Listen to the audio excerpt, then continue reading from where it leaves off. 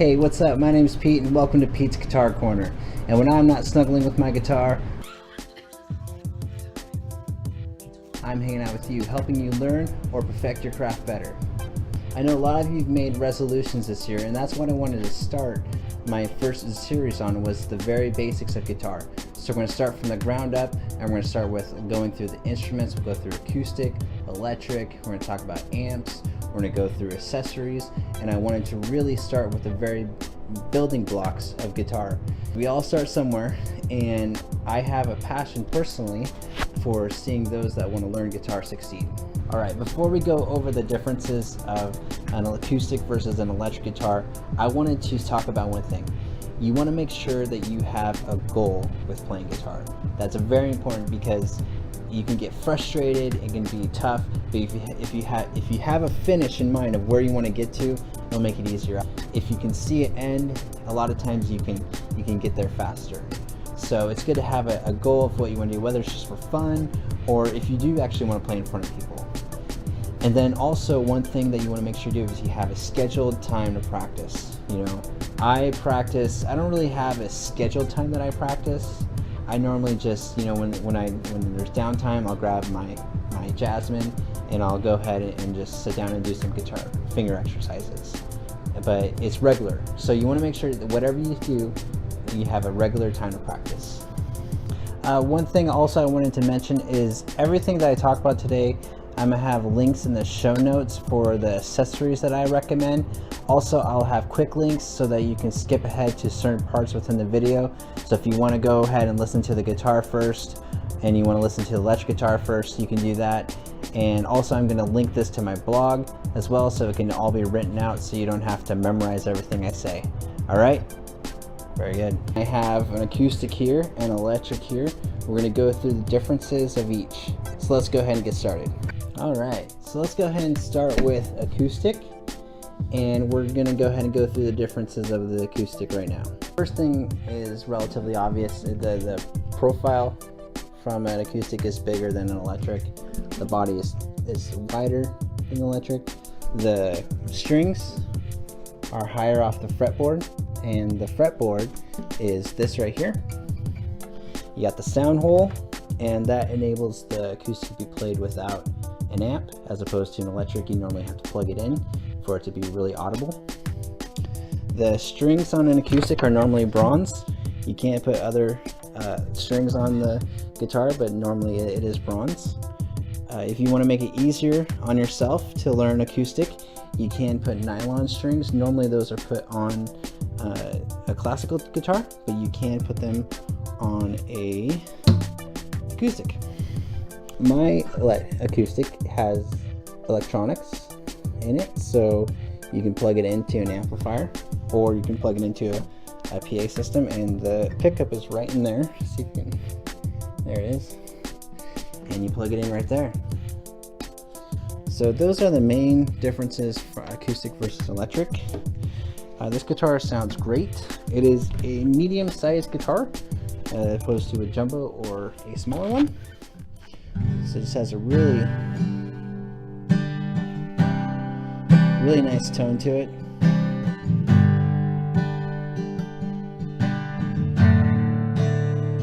So just really crisp and clear. One thing I've always liked about this guitar is the low end.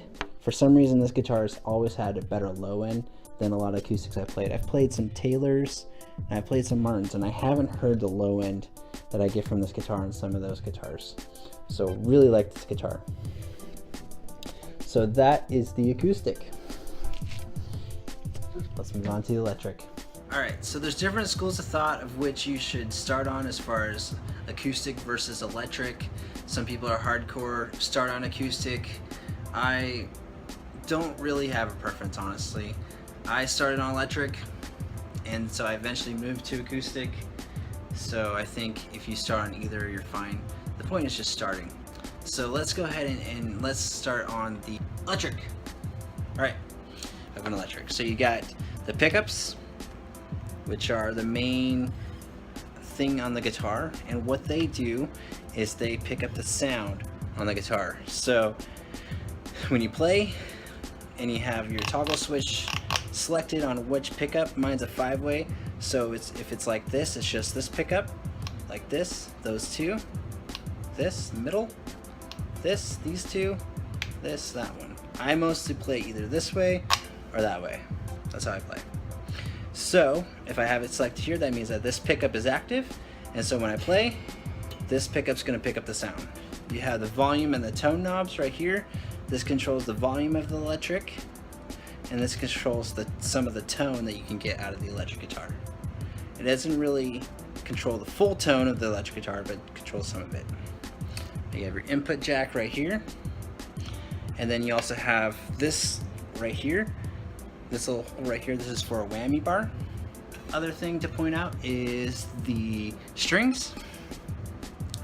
So like I said with acoustic, those strings are higher, the electrics are lower.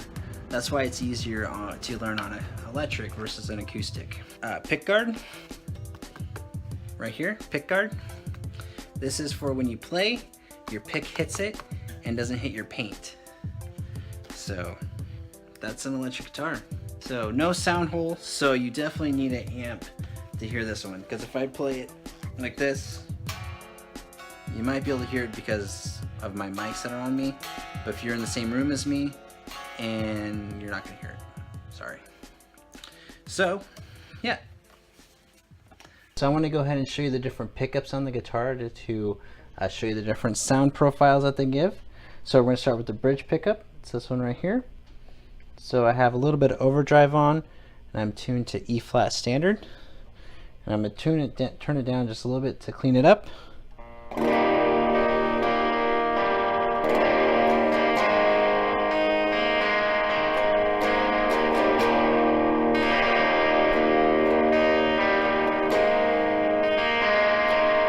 Okay, now we're going to go to the neck pickup.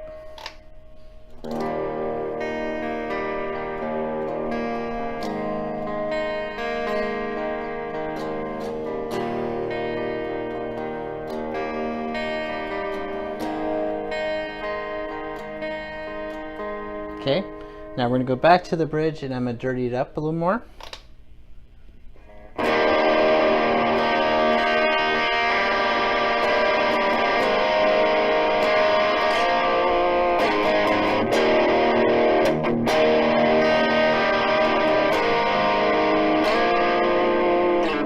All right, back to the neck.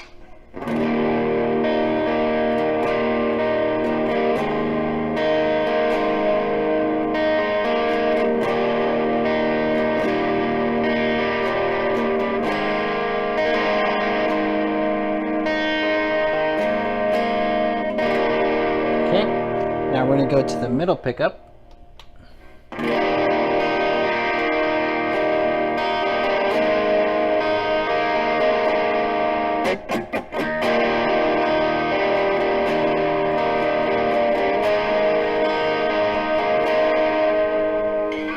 Okay, and one thing I wanted to show you last is what they sound like when you're doing a lead line. So let's just do this one.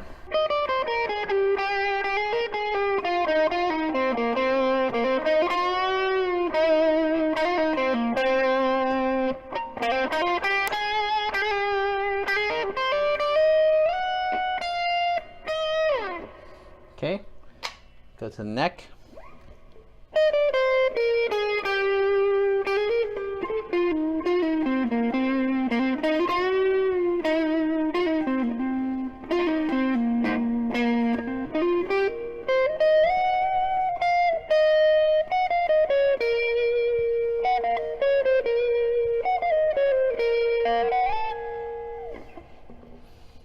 Middle pickup.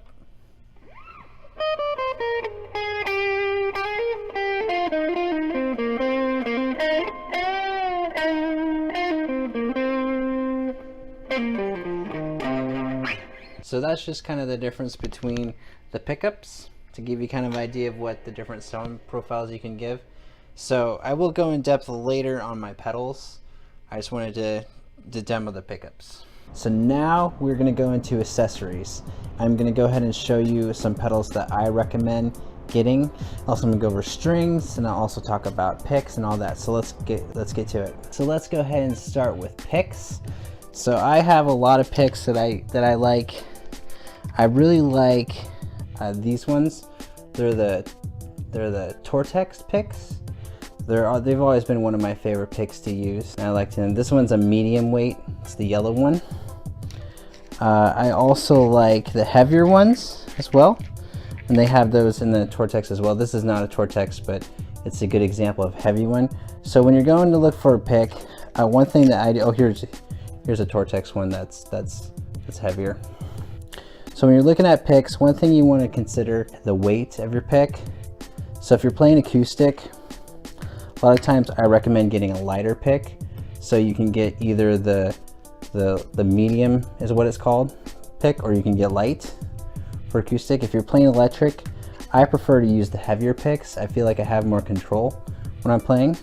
So those are your picks, and once again in the show notes I have links to buy picks, and lots of picks, because you will lose them, I guarantee it. That's picks. The next thing we'll go over is strings.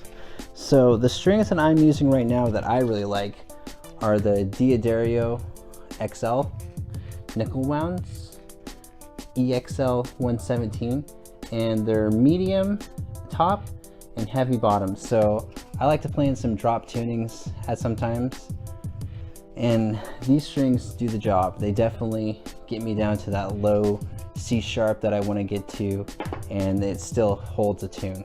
So these strings are great. I've used Ernie Ball for the longest time, Ernie Ball Slinkies. Those were the ones that I use, and it's the green package. And those strings are pretty good. If you're just starting out on electric, definitely recommend those. For acoustic, I use Martin Marquis. Oh, my acoustic's put away. I use Martin Marquis on mine, and they are medium gauged. There's also light and heavy. I find that the medium gauge are great for getting that low end that I really like. So that's what I use for my acoustic.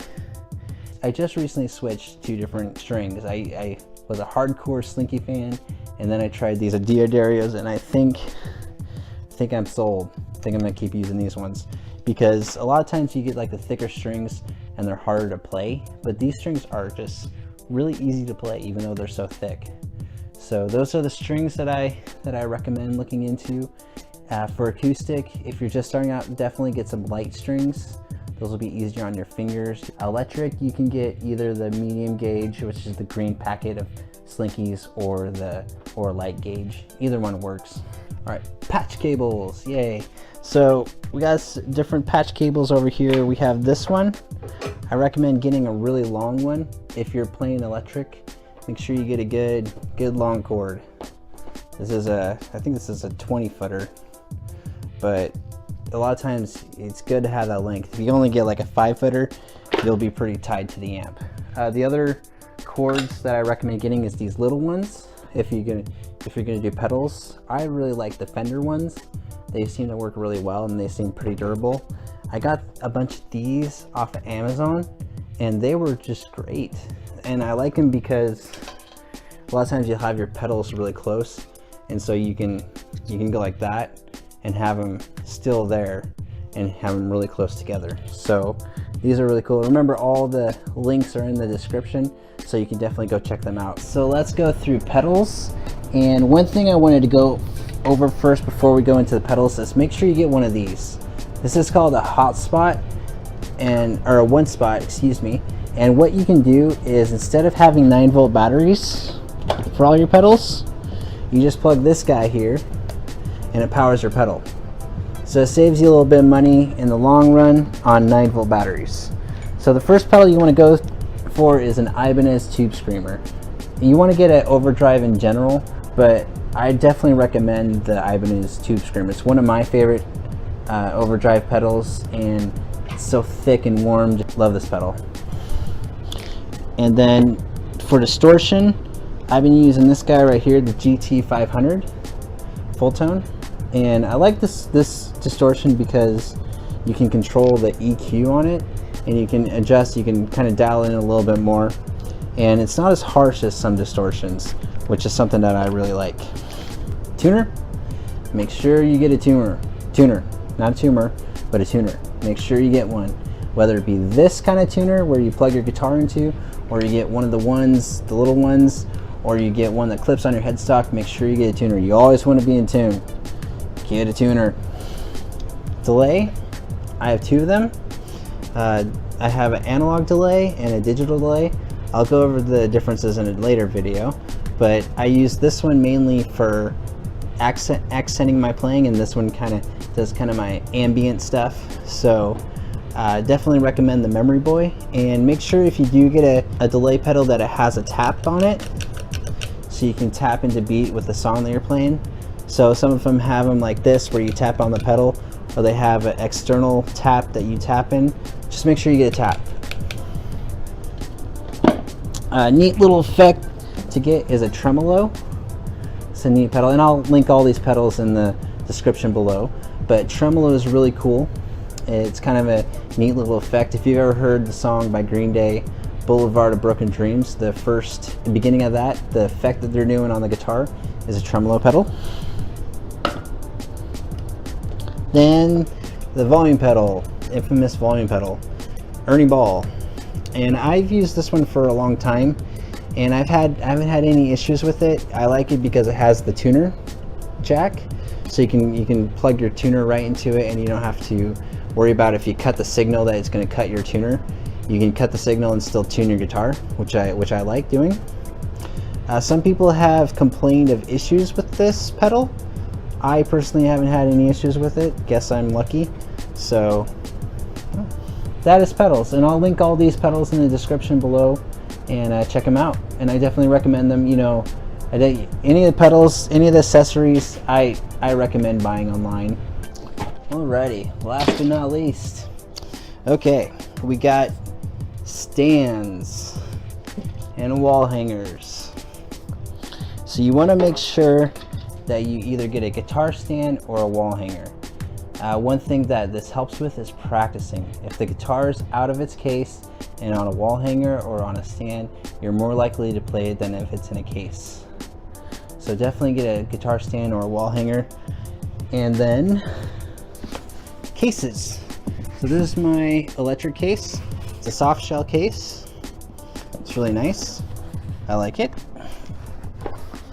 And for my acoustic, I have a hard shell case, which I recommend if you're going to get a case for an acoustic, go all out, get a hard shell. Just do it. Protect your acoustic. So all these are linked in the description below. Make sure you check it out, and make sure you get a guitar stand. Get a guitar stand, you need it. All right, and when you're looking for an amp, you can either go solid state or tube. So you'll find that the tube amps are more expensive. When I demoed my electric, that was a tube amp. One thing about tube amps is they're a little bit warmer. They have a little bit clearer tone. But these days, you know, you can get a solid state that sounds pretty good too. Like, for example, my Line 6 is a pretty good amp. I've had that for a while. So you can definitely find some good amps. You know, I always recommend if you're gonna get a guitar and you're gonna get an amp, you should go into the music store. You know, I would never buy a guitar or amp online. You just don't know what you're gonna get. It's a really big risk, and if you don't get to hold it, you don't get to touch it before you get to play it, then it's, you know, you don't get a feel for the instrument. So I won't link any guitars or any amps in the description below. I recommend if you want a guitar, if you want an amp, just go straight to the music store and check them out. All right, that's it for accessories and my recommendations for amps and guitars. Yeah. All right, thanks so much for joining me with the intro to guitar, and I hope you get some tips and got some idea of what you're looking for as far as an instrument goes. And leave a comment in the comments and let me know if there's anything that you want me to cover in the following weeks. You know, I have some plans of what I want to cover, but always looking for some input. So definitely check that out.